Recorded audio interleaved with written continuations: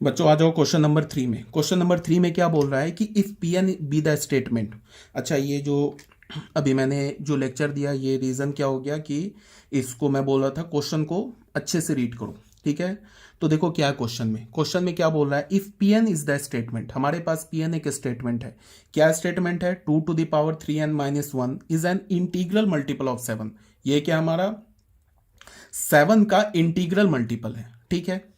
तो इसका मतलब कि ये जो इसमें तुम n का वैल्यू डालोगे ना, जैसे तुम डाल के देख लो, n का वैल्यू 1 डालो तो क्या होगा, 2⁻3 - 1, 8 - 1 इज 7, तो 7 का इंटीग्रल मल्टीपल है। n का वैल्यू 2 डालो, तो n का वैल्यू 2 डालोगे तो क्या हो जाएगा, 2⁻6। n हमारा इंटीजर है, n का वैल्यू -1 नहीं डाल सकते हो, n का वैल्यू 0 नहीं डाल सकते हो, n हमारा इंटीजर है। ये सॉरी, इंटीजर नहीं, नेचुरल नंबर है, ठीक है। तो n का वैल्यू तुमने डाला 2, तो यहाँ पे क्या हो जाएगा, 2⁻6 - 1। 2⁻6 क्या होता है, 4 8 16 32 64। 64 - 1 क्या होता है, 63। तो 7 9 63, तो 7 9 तो हो गया ना मल्टीपल 7 का। तो यहाँ पे तुम n का वैल्यू कोई भी नेचुरल नंबर लो, ये जो पूरा एक्सप्रेशन का वैल्यू आएगा ये 7 का मल्टीपल होगा। ये हमें प्रूफ करना है, ठीक है। अब देखो, इसको अगर मैंने बोला कि प्रूफ करना है तो एक बच्चा क्या करेगा वो मैं बता रहा हूं। एक बच्चा इसको ऐसे बोलेगा कि अच्छा, किसको 7 का मल्टीपल प्रूफ करना है, इसको जैसे मैंने ना स्टेटमेंट लिया, स्टेटमेंट में मैंने बोला पी ऑफ एन को मैंने क्या बोला, 2⁻3n-1, ठीक है। तो मैंने बोला कि prove that P of N is always a multiple of integral multiple of 7।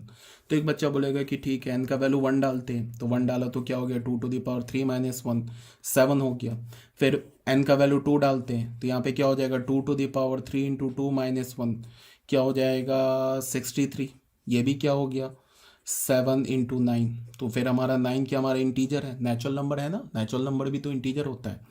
ऐसे करके फिर p का वैल्यू वहाँ पे 3 डालेगा, फिर बोलेगा 2⁻3 × 3 - 1। उसको भी बोल देगा कि 7 × लैम्डा के फॉर्म का ले आएगा, lambda is belongs to natural number. ऐसे करके वो 3-4 वैल्यू, बहुत सारे बच्चे ऐसी गलती करते हैं। वहाँ पे क्या करेंगे, वो n के 3-4 वैल्यू पे कैलकुलेट कर देंगे। अगर मान लो कि ये क्वेश्चन होता, एग्जाम में होता, तो बहुत सारे बच्चे क्या करेंगे, n का वैल्यू 1 ले लेंगे, 2 ले लेंगे, 3 ले लेंगे, उसके बाद लिखेंगे hence Pn 2⁻3n-1 is an integral multiple of 7। क्या बोल देंगे, इंटीग्रल मल्टीपल ऑफ 7।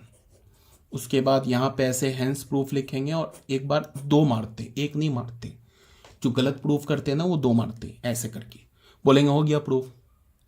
उसके बाद जब वो टीचर चेक करेगा तो ऐसे डाल के वो डाल देगा 0 मार्क्स। अब इसमें क्या है, इसमें समझना क्या है कि देखो, प्रूफ हम करते हैं ना किसी बात को, इस लॉजिक को समझो। किसी बात को डिसप्रूफ करने के लिए, गलत साबित करने के लिए एक काउंटर एग्जाम्पल काफी होता है। जैसे तुम लाइफ में हमेशा सच बोलते हो, ठीक है, कभी झूठ नहीं बोलते हो। अगर तुमने लाइफ में एक बार भी झूठ बोल दिया और तुम पकड़े गए कि तुम इसमें यहाँ पे तुमने झूठ बोला, तो तुम झूठे साबित हो जाओगे। भले ही तुमने लाइफ में हमेशा सच बोला और तुमको खुद को सच्चा साबित करना है, तो जिंदगी भर सच बोलोगे तो तब भी लोग शक करेंगे। ये तो मैंने बहुत एब्स्ट्रैक्ट एग्जाम्पल ले लिया, मतलब इसका कोई बहुत लेना देना नहीं है।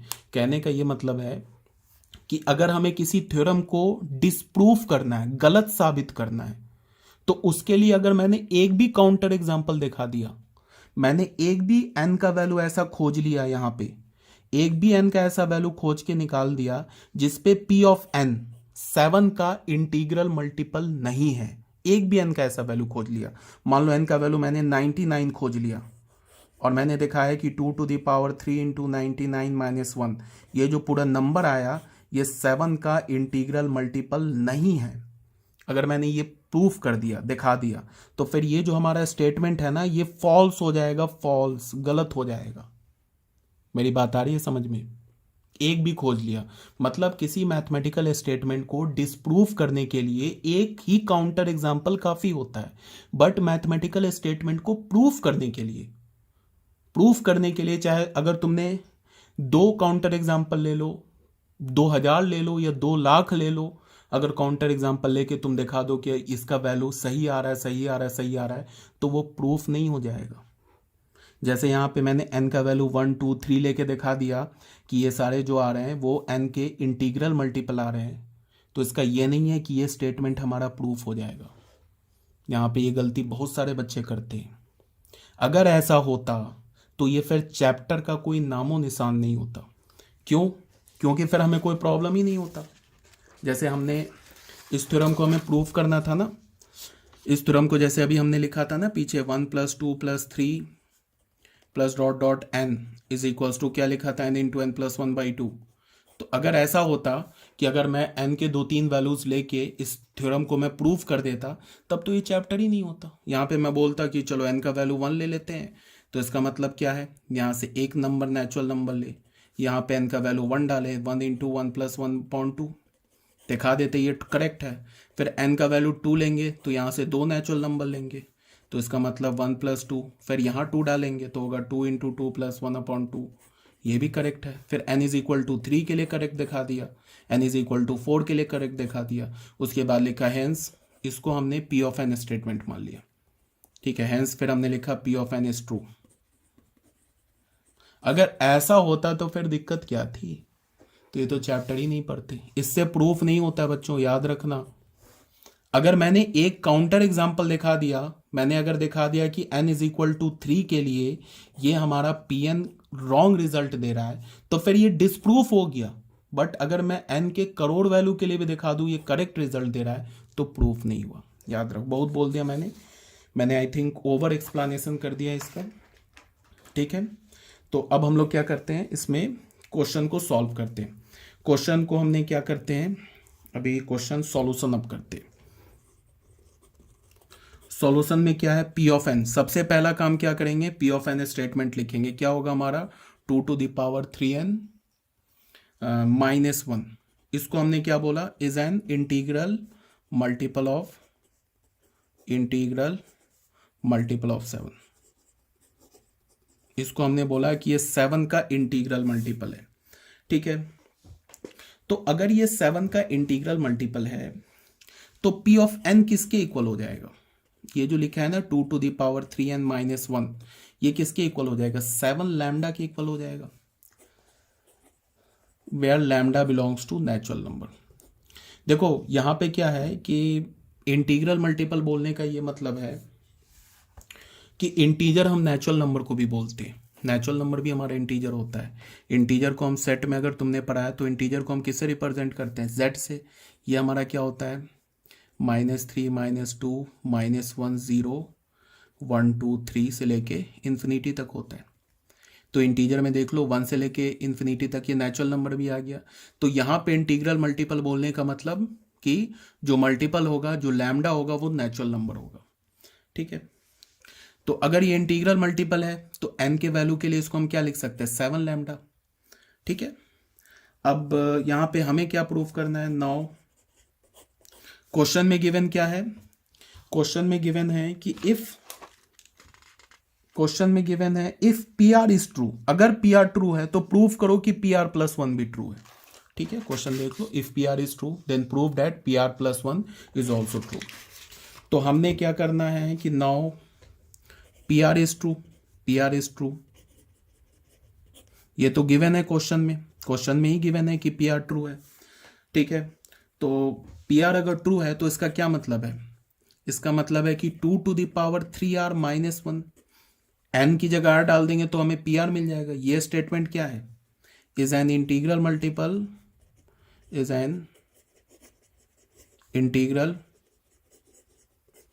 Multiple of 7। ये क्या है हमारा 7 का इंटीग्रल मल्टीपल है।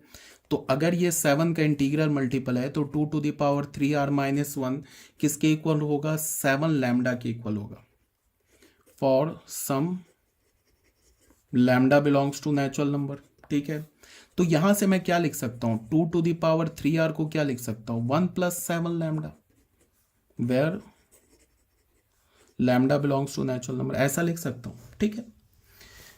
ये तो गिवन है, ये सब जो है ना ये तो हमारा गिवन है।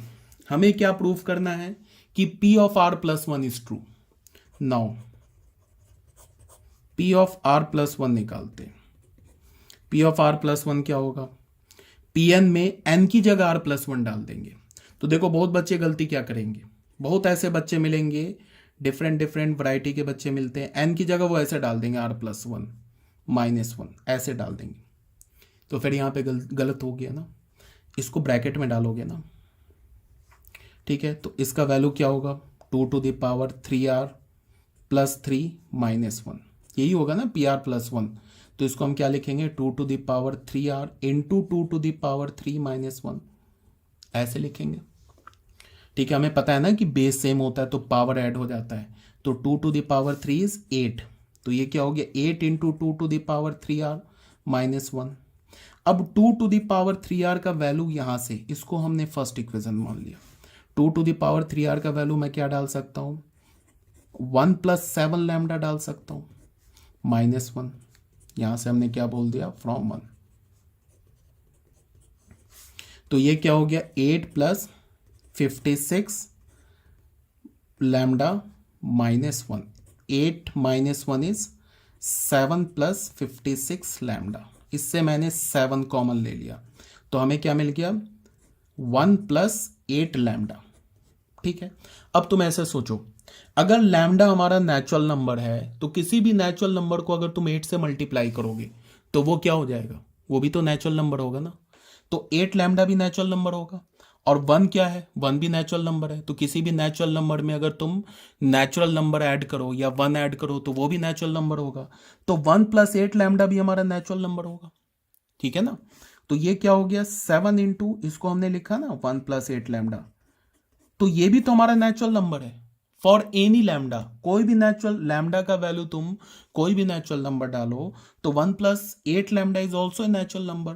तो इस नेचुरल नंबर को हमने म्यू बोल दिया। क्या बोल दिया, म्यू। इसे क्या बोलते हैं, म्यू। तो ये किसके इक्वल हो गया 7 म्यू, ठीक है। यहां पे हमने लिख दिया where mu is equal to 1 + 8 lambda, ठीक है। तो देख लो PR प्लस वन किसके इक्वल हो गया, 7 म्यू के इक्वल हो गया। म्यू किसके इक्वल है, 1 + 8 लैम्डा, और म्यू है हमारा क्या, नेचुरल नंबर। तो फाइनल हमें PR प्लस वन किसके फॉर्मेट में मिला, PR प्लस वन हमें 7 इंटू म्यू के फॉर्मेट में मिला ना हमें 7 इंटू म्यू के फॉर्मेट में। तो अगर कोई भी नंबर 7 इंटू म्यू के फॉर्मेट में, इसका मतलब क्या है, वो 7 का इंटीग्रल मल्टीपल है। तो हो गया प्रूफ, ठीक है। तो यहां से हमें क्या पता चला, this implies that P of R plus one is an integral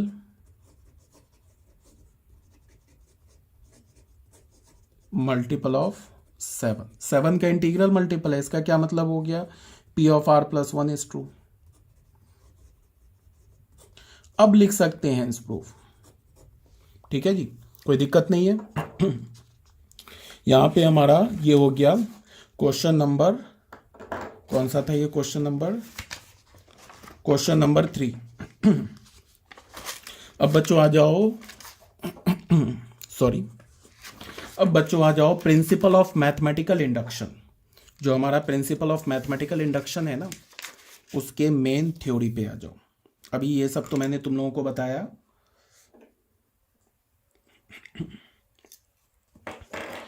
first principle of mathematical induction. अब कोई बोलेगा कि फर्स्ट अगर है तो सेकंड क्या है, तो सेकंड हम आगे देखेंगे।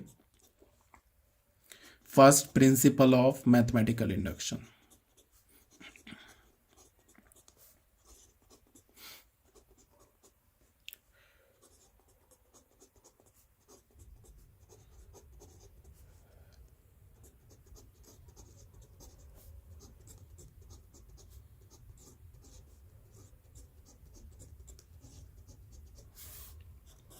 First principle of mathematical induction. First principle of mathematical induction क्या है, उसको पहले हम लोग स्टेटमेंट से समझते हैं। हमने क्या बोला कि let P of n be the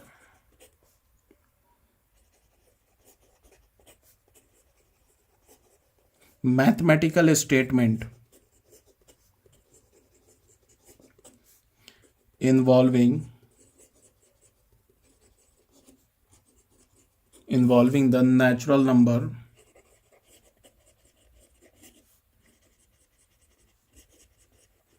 n such that,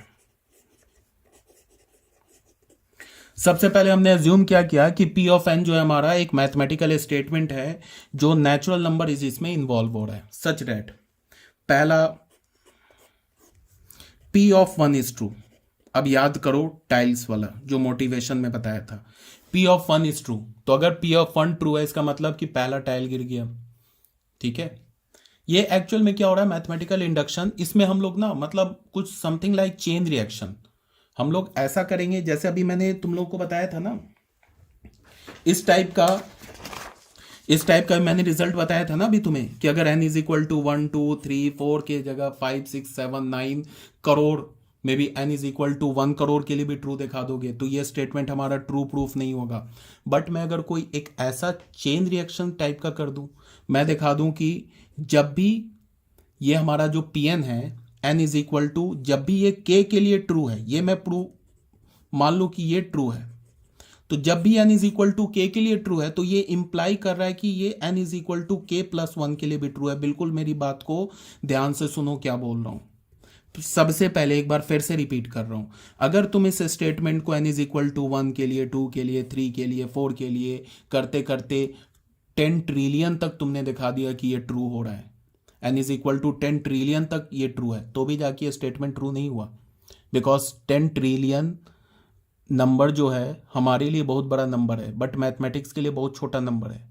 ठीक है, तो मैं ये बोल रहा हूँ कि अब हम लोग इसको प्रूफ कैसे करेंगे कि अगर मैंने ये दिखा दिया कि जब भी ये जो हमारा स्टेटमेंट है ना Pn, ये जो हमारा स्टेटमेंट है 1 + 2 + 3 ऐसे जो स्टेटमेंट है sum of first n odd natural number n + 1/2, जब भी ये हमारा statement n is equal to k के लिए ट्रू होता है, जब भी ये n is equal to k के लिए ट्रू होता है तो फिर ये n is equal to k + 1 के लिए भी ट्रू हो जाता है। अगर मैंने ये प्रूफ कर दिया, ठीक है, तो इसका क्या मतलब है कि फिर ये सारे नेचुरल नंबर के लिए ट्रू हो जाएगा। कैसे? अब अगर मैंने k का वैल्यू, तो कोई भी रैंडम नेचुरल नंबर हो सकता है, अगर मैंने k का वैल्यू 4 ले लिया तो मैंने क्या बोला, अगर ये 4 के लिए ट्रू है तो 5 के लिए खुद ही ट्रू हो जाएगा। अगर मैंने n का वैल्यू 6 ले लिया तो फिर 7 के लिए ट्रू हो जाएगा। तो एक समथिंग चेन रिएक्शन नहीं बन गया। तो इसका मतलब क्या है, k तो कोई भी नेचुरल नंबर है। अगर मैंने बोला कि 1000 के लिए क्या ये स्टेटमेंट ट्रू है, तो अगर k का वैल्यू तुमने 999 ले लिया, अगर 999 के लिए स्टेटमेंट ट्रू है तो फिर 1000 के लिए भी ट्रू हो जाएगा। तो अगर मैंने दिखा दिया कि ये n is equal to k के लिए ट्रू है तो ये इंप्लाई कर रहा है कि n is equal to k + 1 के लिए भी ट्रू है। अगर ये ट्रू है तो ये भी ट्रू इंप्लाई कर रहा है, तो फिर ये सारे नेचुरल नंबर के लिए ट्रू हो जाएगा। और यही हमारा मेन जो थीम है इस पूरे चैप्टर का। इसी लॉजिक को हम यूज करके इस जो क्वेश्चंस है ना, जो मैथमेटिकल फॉर्मूलाज जिसमें नेचुरल नंबर इन्वॉल्व है, इन सारे फॉर्मूलाज को हम प्रूफ करेंगे यही लॉजिक यूज करके। सबसे पहले क्या दिखाएंगे, ये हमारे पास कोई फॉर्मूला गिवन होगा नेचुरल नंबर में, ठीक है, पहले दिखाएंगे कि P1 के लिए ट्रू है। ठीक है, सबसे पहले इसका मतलब पहला टाइल गिर गया। उसके बाद हमने मान लेंगे कि Pk के लिए भी ट्रू है, इसका मतलब kth टाइल भी गिरा। अगर टाइल के केस में ये ऐसे एब्स्ट्रैक्ट है बट एक मतलब कनेक्ट करने के लिए kth टाइल भी गिर गया। अब अगर मैंने दिखा दिया कि अगर Pk के लिए ट्रू है तो Pk + 1 के लिए अगर मैंने इसे प्रूफ कर दिया, इसे मैंने प्रूफ कर दिया कि ये भी ट्रू है। पहले बोला कि P1 के लिए ट्रू है, फिर मैंने बोला कि Pk के लिए ट्रू है, इसको मैंने अज्यूम कर लिया कि ये Pk के लिए ट्रू है, इसका मतलब kth टाइल गिरा, इसको मैंने अज्यूम कर लिया। फिर मैंने प्रूफ कर दिया कि Pk + 1 भी ट्रू है, तो फिर ये जो स्टेटमेंट है ना ये सारे नेचुरल नंबर के लिए ट्रू हो जाएगा। फिर तुम n का वैल्यू 1000 डालो या 1 करोड़ डालो, ये जो हमें रिजल्ट होगा ये ट्रू होगा। इसी बात को यहाँ पे मैं लिख रहा हूँ। ठीक है, सबसे पहले मैंने बोला कि पहला स्टेटमेंट क्या बोला कि P1 इज ट्रू, इसको मैंने बोला कि P1 is true, that is Pn is true for n is equals to 1, n is equal to 1 के लिए P1 ट्रू है। एंड सेकेंड में मैंने क्या बोला, सेकेंड में मैंने बोला कि let Pn is true for n is equals to k also, that is pk is true. देखो P1 के लिए ट्रू, इसको चेक कर लिया, उसके बाद फिर हमने लेट किया, मान लिया कि Pn जो है ना n is equal to k के लिए ट्रू है, ठीक है, इसको हमने एज्यूम किया। देन थर्ड स्टेटमेंट में या थर्ड स्टेप में क्या करेंगे, if the statement is also true for n is equals to k plus 1, then by the method of PMI का मतलब principal of mathematical induction, Pn is true for all n belongs to natural number। एक बार फिर से क्या बोला था मैंने कि पहली टाइल गिर गई, ठीक है, इसका मतलब P1 के लिए ट्रू। फिर मैंने बोला कि मान लिया हमने कि बीच का कोई kth टाइल भी गिरा, तो इसका मतलब कि Pk ट्रू। फिर मैंने बोला कि अगर kth टाइल गिरा तो k प्लस 1 गिरा। अब अगर मैंने k का वैल्यू 1000 डाल दिया तो 1000 टाइल गिरा तो 1001 टाइल भी गिरा। इसका मतलब कि अगर तुम इन्फानाइट टाइल्स डाल दो तो वो सारे इन्फानाइट टाइल्स गिर जाएंगे। मतलब क्या होगा कि उन सारे इन्फानाइट n के इन्फानाइट वैल्यूज़ के लिए थ्योरम क्या हो जाएगा, करेक्ट हो जाएगा। क्या करेंगे, सबसे पहले हम लोग क्या बोलेंगे, जो भी हमारे पास जो मैथमेटिकल स्टेटमेंट गिवन होगा जो नेचुरल नंबर में, उसको पहला काम क्या करेंगे, P ऑफ n लिखेंगे। जो भी मैथमेटिकल स्टेटमेंट गिवन होगा ना नेचुरल नंबर में, उसको सबसे पहले P ऑफ n बोलेंगे, पहला काम। दूसरा काम क्या करेंगे, स्टेप 1 में क्या करेंगे, सबसे पहले बोलेंगे, चेक करेंगे कि P ऑफ 1 ट्रू है या फॉल्स है। मान लो कि P ऑफ 1 ही फॉल्स निकल जाए तो इसका मतलब फिर तब तो कुछ आगे ये सब करना ही नहीं है, पहले ही गलत हो गया। अगर मैंने स्टेटमेंट को Pn बोला और n इज इक्वल टू 1 के लिए ही थ्योरम गलत हो जाए तब तो गलत ही हो गया, तब तो कुछ ये सब सेकंड और थर्ड पे जाना ही नहीं है। तो सबसे पहला काम करेंगे क्या कि उसको n इज इक्वल टू 1 के लिए क्या करेंगे, चेक करेंगे, ठीक है। अब n इज इक्वल टू 1 के लिए अगर वो ट्रू हो गया तो सेकंड स्टेप में क्या करेंगे, एज्यूम करेंगे कि वो स्टेटमेंट जो है P of n is equals to k where k is any natural number, इसके लिए भी ट्रू है, ये एज्यूम करेंगे, ठीक है। तो ये जो सेकंड स्टेटमेंट है ना, इसको हमने लेट बोला है, एज्यूम किया है। उसके बाद थर्ड स्टेटमेंट में क्या करेंगे, प्रूफ कर देंगे कि n is equal to k plus 1 के लिए भी ये Pn ट्रू है by using this second step. एक बार फिर से बोल रहा हूं, सेकंड स्टेप को यूज करके हम ये प्रूफ करेंगे कि ये statement n is equal to k plus 1 के लिए भी ट्रू है। नहीं कुछ समझ में आया, मारो गोली। क्वेश्चन देखो, अब क्लियर होगा, ठीक है। जैसे एक एग्जांपल लेते हैं। अब बेटा ये जो एग्जांपल ले रहा हूं ना, ये एग्जांपल एनसीईआरटी का है, ठीक है। मैं दिखा देता हूं, एनसीईआरटी बुक है मेरे पास। मैं तुम्हें अभी जो एक एग्जांपल लेता हूं इसके बीच में, जैसे मैंने बोला है ना कि थ्योरम के बीच में भी एग्जांपल होते हैं। आई होप दिख रहा है तुम लोगों को। देखो ये जो देख रहे हो ना, ये एनसीईआरटी का एग्जांपल है ना, इसको मैं अभी प्रूफ करूंगा। अब जो भी मैं क्वेश्चन करूंगा ना, जितने भी क्वेश्चन करूंगा वो सारे क्वेश्चन एनसीईआरटी से करूंगा, 1 बाई 1। एग्जाम्पल 1 के बाद 2, 3, 4, 5, 6, 7, 8, एक एक एग्जाम्पल करूंगा 8। उसके बाद ये देखो एक्सरसाइज 4.1 के जितने भी क्वेश्चंस है 1 बाई 1 सारे क्वेश्चंस मैं सॉल्व कर दूंगा A to Z, ठीक है। तो बस वीडियो लेक्चर में मेरे साथ बने रहो और लाइक और सब्सक्राइब कर दो, ठीक है, क्योंकि मैं भी मेहनत कर रहा हूँ। तो ठीक है, तो क्वेश्चन नंबर इसके एग्जाम्पल में हमने एनसीईआरटी का फॉर एग्जाम्पल देखो एक क्वेश्चन लिया। एग्जाम्पल में मैंने एक क्वेश्चन लिया, प्रूव यूजिंग पीएमआई, ठीक है। क्या हमें यूज करना है पीएमआई से, पीएन क्या स्टेटमेंट है, 1 + 3 + 5 + 7 2n - 1 is equals to n²। ये एनसीईआरटी का क्वेश्चन है, ये एनसीईआरटी का क्वेश्चन है। ये क्या क्वेश्चन है, एनसीईआरटी का कौन सा क्वेश्चन है, ये थ्योरी के बीच का क्वेश्चन है, ठीक है। इसको हम लोग सॉल्व करते पीएमआई से। अब देखते चलो, पहला स्टेटमेंट क्या होगा, मतलब फर्स्ट काम क्या होगा, वो हम लोग ऐसे लिखेंगे सॉल्यूशन। सबसे पहले करेंगे क्या, सबसे पहले इसको पी ऑफ एन जो स्टेटमेंट है ना उसको दोबारा लिखेंगे। पी ऑफ एन क्या बोला हमने, 1 + 3 + 5 + 7 plus of 2n - 1 is equals to n²। पहले तो हमने स्टेटमेंट लिख दिया। अच्छा, इसमें भी बहुत बच्चों को यहां पे क्या कंफ्यूजन होती है कि ये समझ ही नहीं पाते कि लिखा हुआ क्या है, इसका क्या मतलब है, इसको समझो।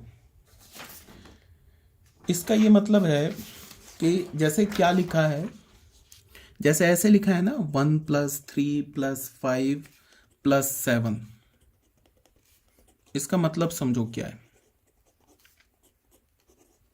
अगर बहुत स्टूडेंट है उनसे पूछो कि लेफ्ट हैंड साइड में बताओ कितने नंबर ऑफ टर्म्स है, तो वो नहीं बता पाएंगे। लेफ्ट हैंड साइड में इसमें कितने टर्म्स हैं, लेफ्ट हैंड साइड इसमें n टर्म्स है, यहां पे क्या है n टर्म्स है, ये टोटल n टर्म्स है। और ये लेफ्ट हैंड साइड क्या लिखा हुआ है, लेफ्ट हैंड साइड लिखा हुआ है sum of first n odd natural numbers. पहले n ऑड नेचुरल नंबर का सम लिखा हुआ है फर्स्ट में, लेफ्ट हैंड साइड में।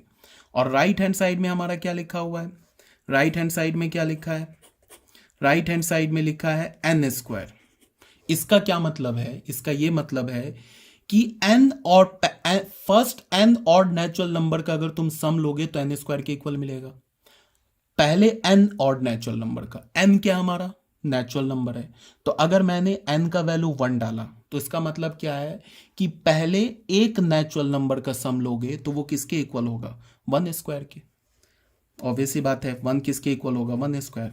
अगर तुम फर्स्ट 2 ऑड नेचुरल नंबर का सम लोगे तो वो किसके इक्वल मिलेगा, फर्स्ट 2 मतलब 1 + 3, कितने ऑड नेचुरल नंबर लिया, 2 ऑड नेचुरल नंबर लिया, तो इसका सम क्या मिलेगा, इसको 4 लिखेंगे।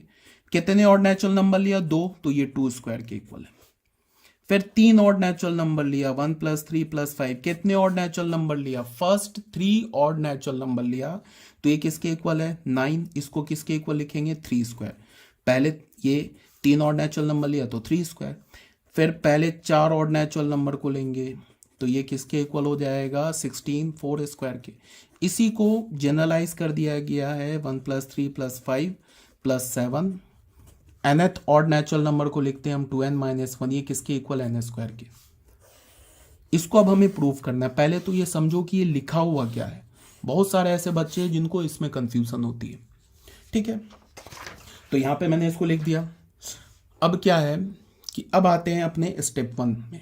स्टेप 1 में क्या करेंगे, स्टेप 1 में इसको बोलेंगे P ऑफ 1।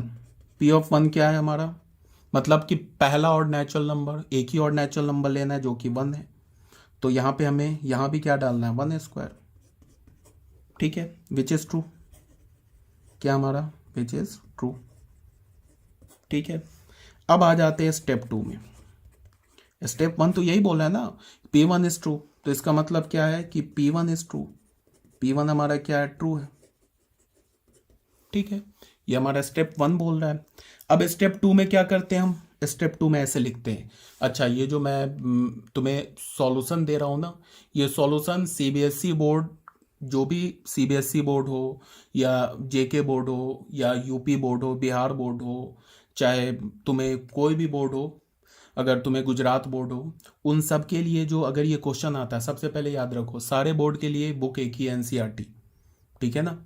तो एनसीईआरटी, ये जो मैं क्वेश्चन सॉल्व कर रहा हूँ, अगर ये क्वेश्चन आ जाए ना बोर्ड में, तो जिस मेथड से मैं सॉल्व कर रहा हूँ इसी मेथड से तुम सॉल्व करोगे ना तो तुम्हें फुल मार्क्स मिलेंगे। इसका मतलब क्या है कि जिस मेथड से मैं क्वेश्चन सॉल्व कर रहा हूँ इसी सेम कॉपी करना है तुम्हें, ठीक है। 2 है, या तो मैं जो कॉपी कर लिख रहा हूँ सेम कॉपी करो, या तो फिर एनसीईआरटी से कॉपी करो, किसी दूसरे तीसरे बुक से कॉपी नहीं करना है। एग्जैक्टली ऐसे ही लिखोगे तो मार्क्स मिलेंगे। इसमें 2-4 स्टेप छोड़ दोगे तो भले ही तुमने सब कुछ सही किया हो, 1-2 स्टेप बीच का उड़ा दोगे तो फिर मार्क्स नहीं मिलेंगे, ठीक है, स्टेप 2 में आ जाते हैं। पहला स्टेप क्लियर हो गया। दूसरे स्टेप में क्या बोलते हैं हम लोग, ऐसे लिखेंगे स्टेटमेंट, लेट अस अज्यूम, क्या लिखेंगे, let us assume that P of n is true for n is equal to k also। हमने ये अज्यूम किया, यहां पे बोला था ना कि let Pn is true for n is equal to k, तो यहां पे हमने बोला let us assume that Pn is true for n is equal to k also, that is Pk is true। हमने अज्यूम कर लिया कि ये जो हमारा n इज इक्वल टू के के लिए ट्रू है, डेट इज पी के इज ट्रू। ठीक है, तो पी के है क्या, पी के है हमारा क्या, पी के कुछ नहीं है, पी एन में जहां जहां एन है वहां वहां क्या डाल दो, तुम के डाल दो तो पी के आ जाएगा। तो पी के क्या है, पी एन में जहां जहां एन है वहां वहां के डाल दो, तो ये हो जाएगा 1 + 3 + 5 + 7 + 2n - 1 था, तो ये क्या हो जाएगा 2k - 1 is equals to k², ऐसे डाल दिया। ठीक है, ये हमारा हो गया पी के।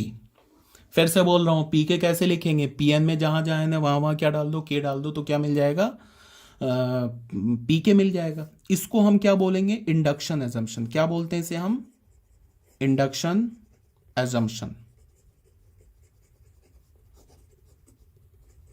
और उसके बाद क्या करेंगे, फर्स्ट इक्वेशन बोल देंगे। ठीक है, ये तो हमारा हो गया स्टेप नंबर 2। अब बच्चों आ जाते हैं स्टेप नंबर 3 में। स्टेप नंबर 3 में हम क्या करेंगे, अब लिखेंगे नाउ, ध्यान से देखो बात को, now we have to prove, now we have to prove that Pn is true, Pn is true for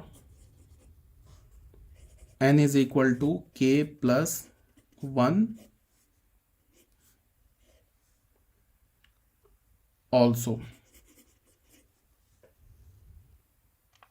ठीक है, हम लोग क्या करेंगे, now we have to prove that Pn is true for n is equal to k + 1 also, that is P of k + 1 is true। मेरी बात को ध्यान से सुनो, फिर से एक बार रिवाइज कर रहा हूं, हमने क्या किया अभी तक। सबसे पहले जो स्टेटमेंट गिवन था उसको P of n बोल दिया, पहली बात। दूसरी बात, हमने P1 पे चेक किया, फर्स्ट स्टेप क्या था हमारा P1, उस पे चेक किया, करेक्ट मिल गया। सेकंड स्टेप क्या किया हमने, सेकंड स्टेप में हमने अज्यूम किया कि जो हमारा Pn है वो क्या है, n is equal to k के लिए ट्रू है, मतलब P of k is true. अब P of k लिखेंगे कैसे, Pn में जहां जहां n है, फिर से बोल रहा हूं, Pn पे जहां, Pn में जहां जहां तुम्हें लेफ्ट हैंड साइड में जहां n दिख रहा है और राइट हैंड साइड में जहां पे तुम्हें n दिख रहा है वहां पे k डाल दो, तो क्या आ जाएगा, P of k आ जाएगा। उसको हम क्या बोलेंगे, इंडक्शन एजम्पशन। फर्स्ट इक्वेशन बना के छोड़ दिया। अब थर्ड स्टेप में क्या करेंगे कि जो P of n है उसको n is equals to k + 1 के लिए ट्रू प्रूफ करेंगे। किसके हेल्प से, पीके के हेल्प से, इसके हेल्प से। ठीक है, हमें क्या प्रूफ करना है कि pk + 1 is true with the help of this pk, इस pk के हेल्प से। तो जो हमें प्रूफ करना है पहले उसको मैं लिख लेता हूं, अब फिर समझो ध्यान से। pk + 1 को मैं लिखता हूं, इसको हमें प्रूफ करना है। pk + 1 है क्या, पहले तो pk + 1 में क्या होगा, कितने टर्म्स होंगे pk + 1 में, pk में कितने टर्म्स हैं, k टर्म्स हैं। P of n में कितने टर्म्स हैं, n टर्म्स हैं। तो P of k + 1 में कितने टर्म्स होंगे, k + 1 टर्म्स होंगे। ठीक है, तो सबसे पहले जाएंगे k टर्म्स तक, 1 टर्म, 2 टर्म, 3rd टर्म, ऐसे करके गए। कितने टर्म्स तक गए, यहां तक तो आ गए 2k - 1। यहां तक कितने टर्म्स तक गए, यहां तक तो k टर्म्स तक गए। अब ये तो k टर्म्स तक है, अब एक आगे लिखना है ना हमें, कौन सा टर्म लिखना है, k + 1 टर्म। तो k + 1 टर्म को कैसे लिखेंगे, ये जो kth टर्म है ना, kth टर्म, इसमें इस k की जगह k + 1 डाल देंगे। याद है 10th क्लास में सीक्वेंस एंड सीरीज पढ़ते थे हम लोग, सीक्वेंस एंड सीरीज चैप्टर था, उसमें क्या बोलते थे, ऐसे करके हमारे पास जो nth टर्म होता था, याद करो 10th क्लास की बात बता रहा हूँ, मान लो nth टर्म हमारे पास आ जाता था 5n+6, तो n का वैल्यू 4 डालते थे तो कौन सा टर्म, n की जगह 4 डालते थे तो फोर्थ टर्म आ जाता था, 5 × 4 + 6। n की जगह 5 डालते थे तो क्या हो जाता था, फिफ्थ टर्म आ जाता था। तो यहाँ पे क्या है, kth टर्म क्या है, यही तो जनरल टर्म है ना हमारा। an क्या होता था, हमारा जनरल टर्म होता था। देख लो ये जनरल टर्म है। यहाँ पे तुम k का वैल्यू 1 डालोगे ना तो फर्स्ट टर्म आ जाएगा, k का वैल्यू 2 डालोगे तो सेकंड टर्म आ जाएगा, k का वैल्यू 3 डालो, डाल के देखो 3 × 2 = 6 - 1 थर्ड टर्म आ जाएगा। अब ये क्या हमारा kth टर्म है। अब मैं इस k की जगह k+1 डालूंगा तो k+1th टर्म आ जाएगा। k की जगह अगर मैं 3 डालूं तो थर्ड टर्म आ गया, k की जगह 4 डालूं तो फोर्थ टर्म आ जाएगा।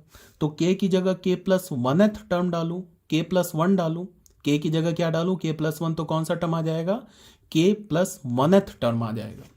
ठीक है, ये बात आ गई समझ में। तो यहां पे हमने क्या किया, 2। अब फिर बच्चे गलती क्या करते, वो ऐसे लिखेंगे k+1 - 1 ऐसे लिख देंगे, ये गलत है, ऐसे नहीं लिखेंगे। इस k की जगह k+1 डालना है ना, तो ये ब्रैकेट में होगा। ये हमारा क्या हो गया, ये हमारा हो गया kth टर्म। ये कौन सा टर्म है, kth टर्म है। अच्छा, इस k की जगह अगर तुम k-1 डालोगे तो इससे जस्ट पहले वाला k-1th टर्म आ जाएगा। यहां पे ये कौन सा टर्म है हमारा, k+1th टर्म है। आगे बात समझ में। ये तो लेफ्ट हैंड साइड में कितने टर्म्स हो गए, k+1 टर्म हो गए। तो अब यहां देखो, लेफ्ट हैंड साइड में k टर्म्स था तो यहां पे क्या था, k था। अब इस लेफ्ट हैंड साइड में कितने टर्म्स हैं, k+1 टर्म्स है। तो यहां राइट हैंड साइड में भी हमें क्या करना होगा, k की जगह k+1 डालना होगा। तो हमारे पास क्या आ गया, k+1 का होल स्क्वायर।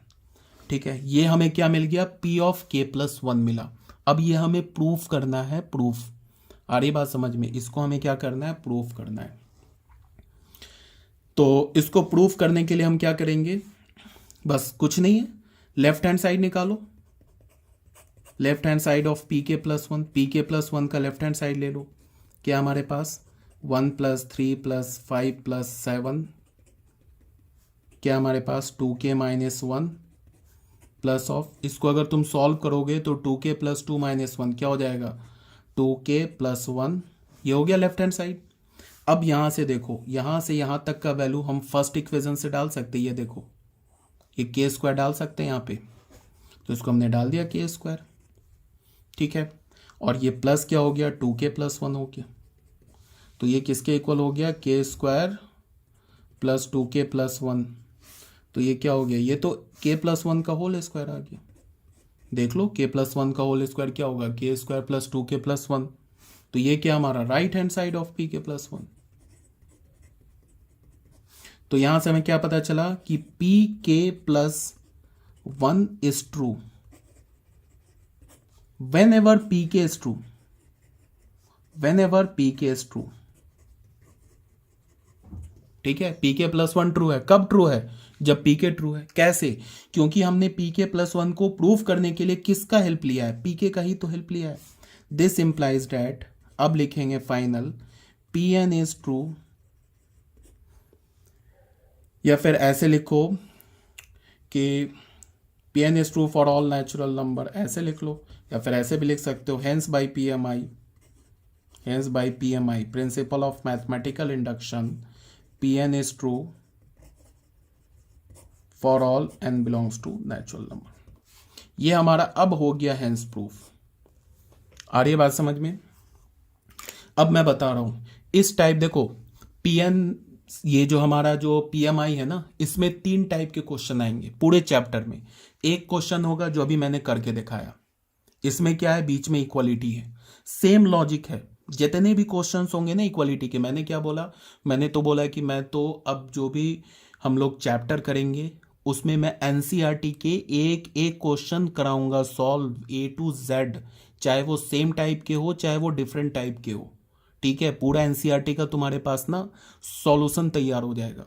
और ये जो नोट्स मैं तुम्हें दे रहा हूँ ना, इसको मैं डिस्क्रिप्शन बॉक्स में डाल दूंगा जब ये हमारा चैप्टर कंप्लीट होगा, इसका PDF बना के लिंक डाल दूंगा।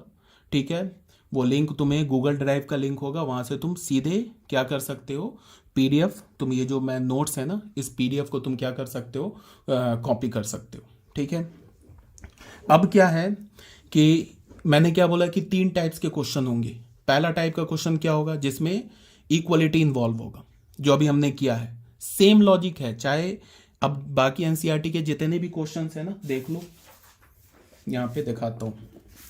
एनसीईआरटी के जितने भी क्वेश्चंस है, जैसे ये देखो, ये इक्वलिटी, ये जितने भी इक्वलिटी दिख रहे हैं ना तुम्हें, सेम लॉजिक लगेगा जो अभी किया है। ये देखो, ये इक्वलिटी, सेम लॉजिक लगेगा। देखो क्वेश्चन नंबर 12 से लेके क्वेश्चन नंबर 17 देख लो, और क्वेश्चन नंबर 1 से लेके क्वेश्चन नंबर 11 देख लो, सेम लॉजिक है, कोई चेंज नहीं। ये तो हो गया पहला टाइप का क्वेश्चन। दूसरा टाइप का क्वेश्चन में इनइक्वालिटी इन्वॉल्व होगा, जैसे इस टाइप का देखो, ये लेस देन ग्रेटर देन वाला। और तीसरे टाइप के क्वेश्चन में डिविजिबिलिटी इन्वॉल्व होगा या मल्टीपल इन्वॉल्व होगा।